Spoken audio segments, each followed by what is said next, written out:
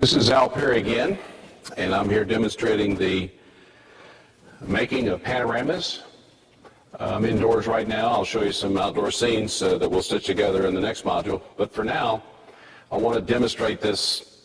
You need to understand this. I wouldn't tell you this if you didn't need it, but you need to understand parallax and null points and optical centers. And the reason for that is so that you can get these images to match up in the stitching program later. Now, pretend that we are on the front range of the Rockies, and that behind me is Red Rocks Park, and behind that is Pikes Peak. But for now, we've got a tree sitting here. I'm standing here by a tree, and we want this tree in the foreground. So what I want to be able to do is to show what happens, what we need to do to get this camera such that it avoids parallax. And that means we got to determine the optical center, or some people call it the nodal point. And what that is, it's the point on the lens where when you turn and rotate the camera or tilt it, that this optical center stays over the rotational axis of the tripod. So the center of the lens needs to be right over the top of the tripod, which this one is.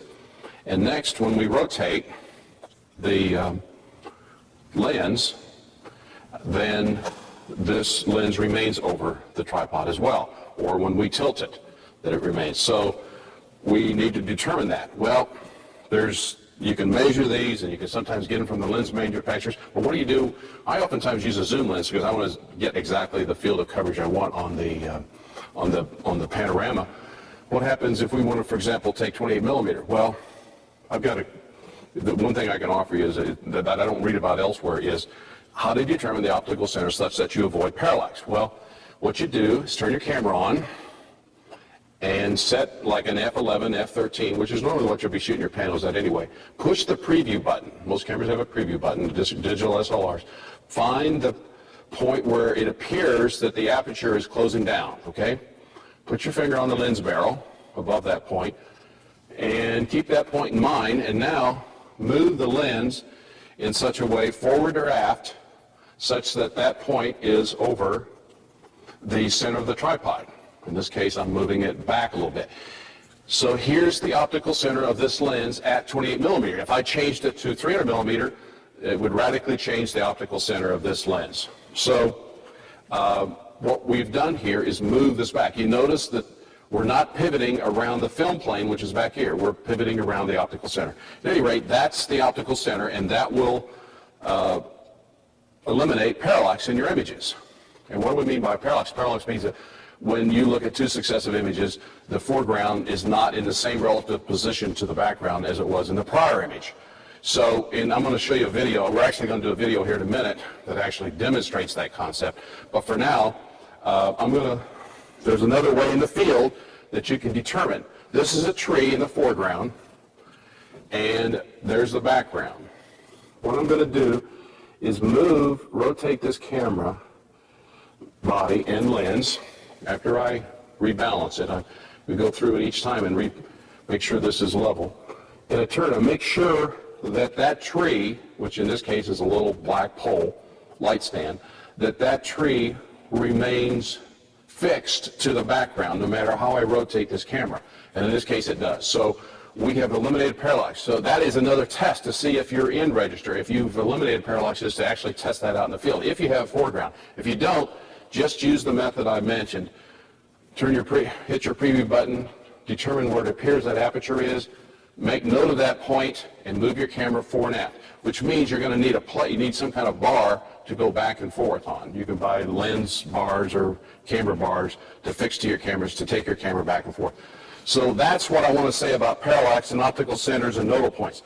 The key is that you can determine these points out in the field, in the dark, with the LED light. You can look into your lens and see where that aperture is closing down, and where it appears to be actually is not where it is, but that's where it appears to be. That's where you want to measure it. That's where you actually want to say, oh, that's where it appears. That's how I want to set up my camera lens so that it's rotating on that optical center. You can use your thumb and do the same thing with your eye to experience the effect of parallax. But anyway, I'll stop there. But these are all things you can do in the field without any special tools. You can use your own camera to determine whether or not you have parallax and how to get rid of it. Okay? Next, I'm going to actually show you on the movie camera how this parallax looks, how you can see it, and how you can eliminate it by turning on the optical center. So let me stop here for a minute, and I'll set up the movie camera to actually show you parallax occurring on a scene. Okay? Thank you. Okay, this is Al Perry, and I'm back with this continuation of the discussion of parallax and optical centers. And here's our tree, and here's our background. These are the Garden of the Gods foothills in front of the Rocky Mountains. Pretend that for a minute. But anyway, this is a foreground, and that's background. And I've got this fairly close to exaggerate what I'm talking about on parallax. But I'm going to rotate this camera in such a way that you can see parallax developing, okay? You notice that tree, or that, in this case, light stand, is right at the right edge of that Al Perry Nature Photography banner that I just happen to have there. When I rotate this camera, watch what happens to that pole relative to the background as I rotate it. You will notice that the pole is moving relative to the background, or the background's moving relative to the pole. You see how it's separated from the banner to the right? Now, if I go back to the left, if I rotate to my right, then you will see, once again, the pole is moving relative to the background. Now it's moving to the left of the background, okay? So that's parallax, and that's caused by the camera not rotating on its optical center. And now we're going to reposition this camera, which means I need to hand hold it. In this case, I'm going to turn it off for a second, and I'm going to come back, and I'm going to hand hold this and rotate on its optical center and show you how we can now rotate the camera. It's the same with the still camera, but in this case, we're going to set up the movie camera to show and demonstrate parallax and optical center. So let me turn this off for a second, and I'll be right back with you. All right, this is Al Perry, and I'm back with the discussion of parallax and optical centers. You notice now, continuing on our discussion, that the light stand, which is supposed to be a tree in nature, is right at the right edge of the Al Perry Nature Photography banner.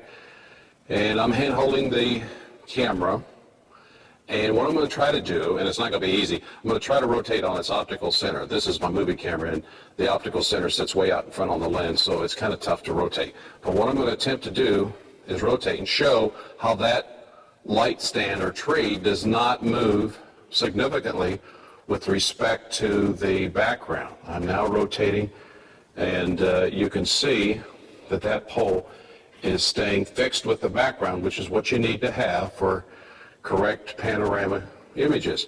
And now I'm rotating the opposite direction, and you can see that the pole is staying relatively fixed relative to that banner in the background. So this demonstrates that if I turn on the optical center, or nodal point as some people call it, then I eliminate parallax. And this is fairly exaggerated to what I'm doing here, because that pole is very close to the camera lens. So that ends me trying to handhold this and rotate about an optical center, which cannot be done with this particular camera because I can't get it mounted in such a way, so I have to handhold it. Well, that finishes the discussion of parallax and optical centers. But you just, again, to determine the optical center, look down your lens at the front end element of your lens, hit the preview button at F11, F13, and look where the aperture closes down. Put your finger on the lens barrel and put that point on the lens, mount your lens, your camera, and your lens in such a way that we've got a fly flying around here too, along with a 90-degree heat. It's up to 90 now in here. Anyway, make sure that point's above the rotational axis of the tripod, okay? I'll see you here in a second to talk about some more points about making panoramas. Thanks.